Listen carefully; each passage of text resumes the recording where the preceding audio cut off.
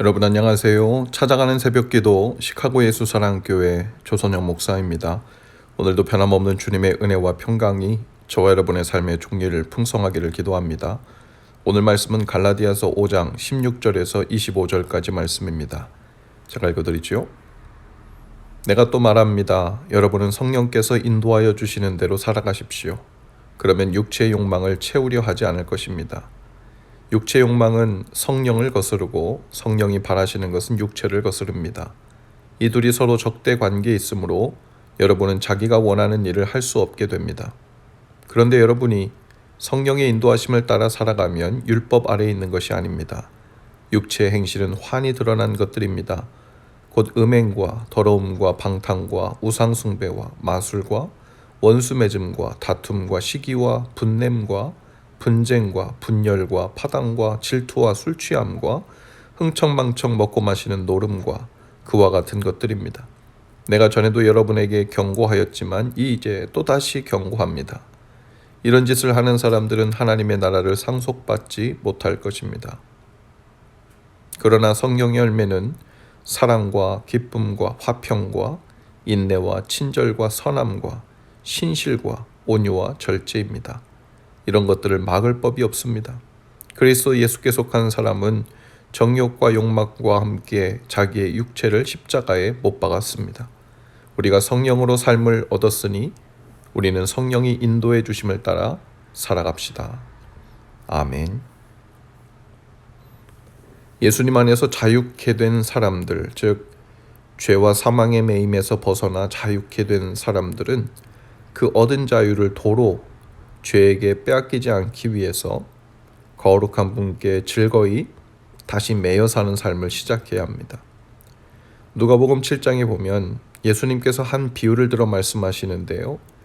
어떤 사람 안에 있는 한 귀신을 내쫓았는데 그 귀신이 나간 빈 마음에 아무것도 거룩한 것으로 채워지지 않고 있어서 그대로 빈 공간으로 둔 채 살았더니 그 다음에는 그 나갔던 귀신이 더 악한 7 귀신과 함께 돌아와 그 안에 자리를 잡았다고 했습니다. 그 사람의 형편은 이전보다 더욱 비참해졌다고 말했죠. 마찬가지입니다. 죄에서 우리를 자유케 하신 삶을 거룩한 삶으로 다시 채워가지 않으면 다시 죄가 자리 잡고 점령해서 그 죄의 종으로 더 비참하게 만들어 버릴 수도 있지요. 그래서 자유를 얻은 우리는 그 자유를 가지고 의지적으로 성령을 따라 살아야 합니다. 바울은 우리에게 육체의 소원과 성령의 소원이 있다고 말해요. 육체의 소원은 죄악된 본성으로부터 나오는 소원입니다. 좀 더 아니라고 싶어 하고 나 중심적으로 이기적이고 또 나만을 위해 살고 싶어 하고 나 자신을 부풀려 명예를 추구하고 쾌락을 추구하는 자아이죠. 우리에게 이런 죄악된 소원은 우리가 육체적으로 죽어 이 육신이 죽을 때까지 없어지지 않을 것입니다. 그러면 우리가 어떻게 이런 육체의 소원에서 벗어날 수 있을까요? 더 강력하고 좋은 소원에, 거룩한 성령의 소원에 이끌려 살아야 한다고 말합니다. 당연하고 쉬운 말 같기도 하지만 동시에 아주 어려운 말씀이죠. 왜냐하면 우리 자신을 죽이는 일이기 때문이죠. 어느 때고 죽는 일은 쉽지 않습니다. 그야말로 죽는 일은 두렵고 막연하고 불안한 감정이 먼저 우리를 애워싸기 때문이죠. 우리가 거듭난 것은 영적인 목욕을 하고 다시 더러운 삶을 시작하는 것을 의미하는 게 아니고 성령을 따라 사는 방향으로의 새 삶을 시작했다는 의미죠. 그래서 성령님은 우리 안에서 소원을 두고 열심히 일하십니다. 먼저 우리가 인정해야 할 일은 성령님이 우리 자신보다 더 나를 잘 아시고 더 지혜로우시며 더 능력 있으시다는 것입니다. 다음에는 내가 가진 지혜와 지식과 능력과 열심 그리고 그 뜻이 얼마나 부질없고 왜곡되어 있는가를 인정해야 하죠. 우리는 대개 이러한 것을 인정하지 못하거나 인정하려 하지 않기 때문에 나의 생각과 뜻을 포기하지 못하죠. 그런 의미에서 큰 포기, 아주 대포기가 있어야 합니다. 그것은 성령님을 믿을 뿐 아니라 우리 자신의 현실을 바로 보는 용기와 믿음 위에서만 가능하지요. 그러면 성령님이 그 믿음을 보시고 우리에게 새 소원을 주시고 일하십니다. 그리고 나서는 성령님의 인도하심을 따라 한 걸음씩 삶의 작은 영역에서부터 주님의 소원이라는 안내를 받으며 동행하며 사는 것입니다. 때로 우리는 내가 지금 성령님을 따라 사는 것인지 육체의 소원을 따라 사는 것인지 분명하지 않다고 생각도 할 수도 있습니다. 애매모호하다고 말하는 사람이 있을지도 몰라요. 사도 바울은 이런 사람들을 위하여 육체를 따라 사는 것이 무엇인지 분명히 알 수 있다고 말합니다. 먼저 육체를 따라 사는 것을 크게 세 가지로 나누는데요. 첫 번째는 정욕적이라는 거예요. 사람이니 정욕에 이끌릴 수 있지요. 그러나 육체를 따라 사는 사람은 그 정욕이 시작되어 결국 그것에 매이고 그것이 결국 우리 삶 전체를 쥐고 흔들도록 삶의 키를 내어주는 것을 말합니다. 그러면 우리의 삶의 근간이 흔들리죠. 방향이 도로, 죄 쪽으로 자리를 잡는 거예요. 두 번째는 우상 숭배와 주술과 같이 귀신을 섬기는 일입니다. 하나님을 떠나면 그 자리를 꿰차고 그 역할을 하려고 하는 영적인 짝퉁들이 자리 다툼을 벌이게 되어 있죠. 그래서 각종 점쟁이들이 판을 칩니다.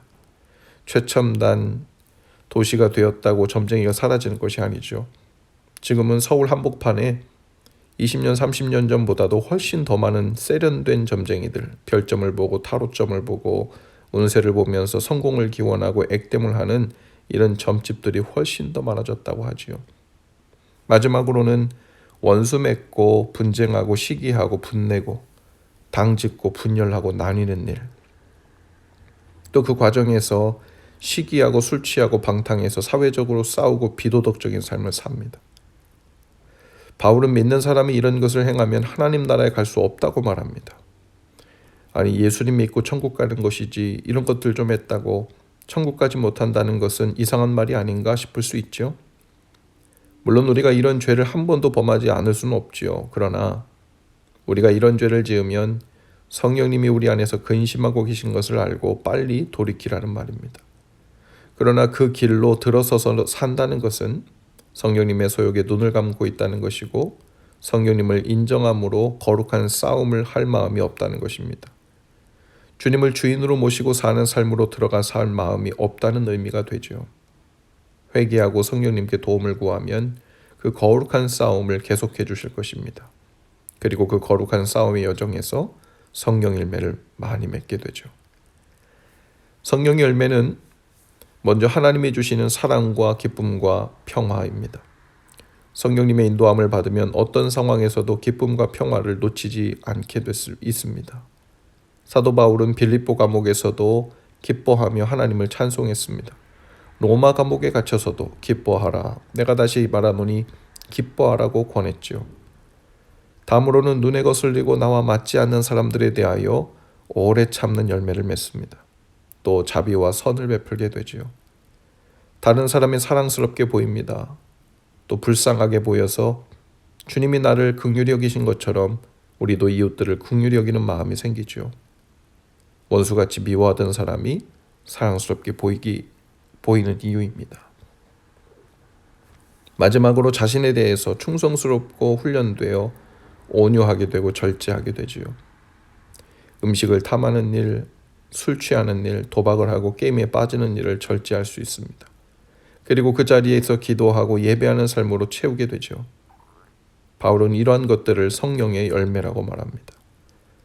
만약에 우리가 성령님을 따르고 있다면 이런 열매는 마치 나무의 열매가 맺히듯 자연스럽게 맺히게 될 겁니다.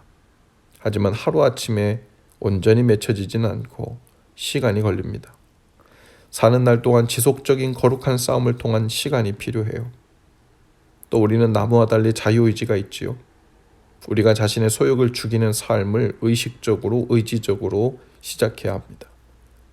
우리 힘으로 의지로 안 되는 것을 실패하면서 경험하게 될 것입니다.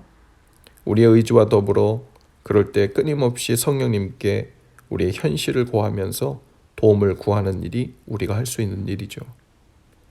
우리가 성숙할수록 성령님을 따라서 육의 행실을 죽이며 살아가는 연습을 하면 우리는 점차 육신의 열매는 줄어들고 성령의 열매는 많이 맺히게 될 것입니다.